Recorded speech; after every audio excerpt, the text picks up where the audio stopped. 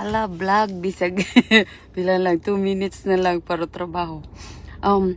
Naalam ko, good news ba nga i-share for everybody, especially katong mga naadre sa Amerika.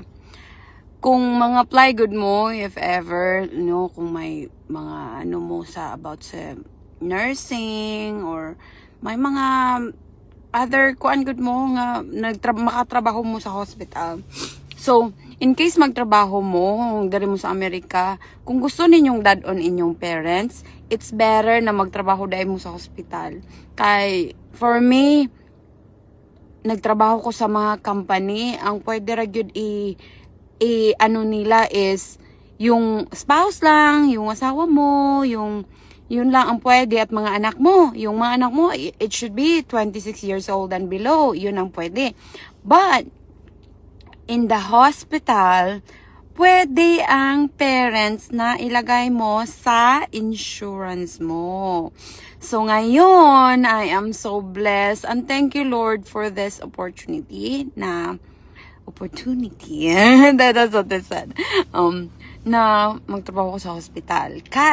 Pwede di ay ang parents. Before, nag-hesitate ko kay ang father na ko, he is really ready to come here in the US. Pwede, anytime, pwede ko siyang madala dito kasi US citizen na ako, tapos yung mga bata, pwede na, pwede. Kulang na lang pera walang pera. So, yun ang, nabuluno.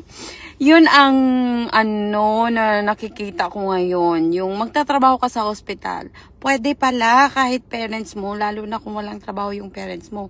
Before, nag-hesitate ako kasi hindi pwede yung dad ko na sa insurance ko, tapos may edad na siya.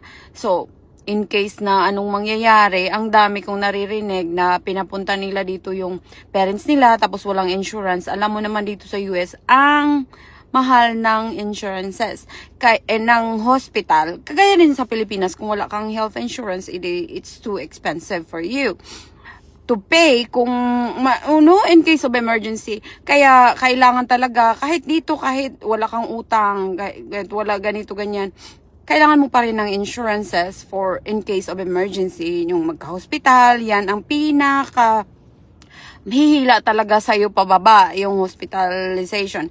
Kaya, ang masasabi ko sa inyo, ito yung advice ko na kung mag-a-apply kayo ng trabaho, mabuti pala talaga kung sa hospital kayo. O di kaya, during the interview, you have to ask your employer if they allow parents to be part of your insurance. Kasi yan ang sa akin, tinatanong ko talaga, is my parents allowed to be part of the insurance? Because if not, I'm not going to accept the offer letter.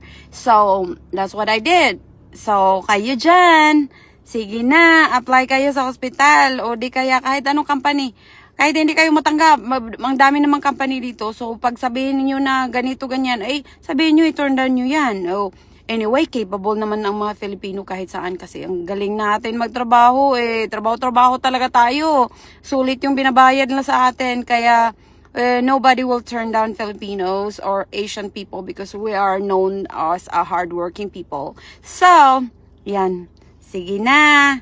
Apply kayo sa hospital ha. O di kaya tanungin nyo yung HR, yung nag-interview sa inyo, kung yung benefits is pwede ba sa parents nyo. Kung may plan kayo na dalhin yung parents nyo dito sa Amerika. Bye-bye!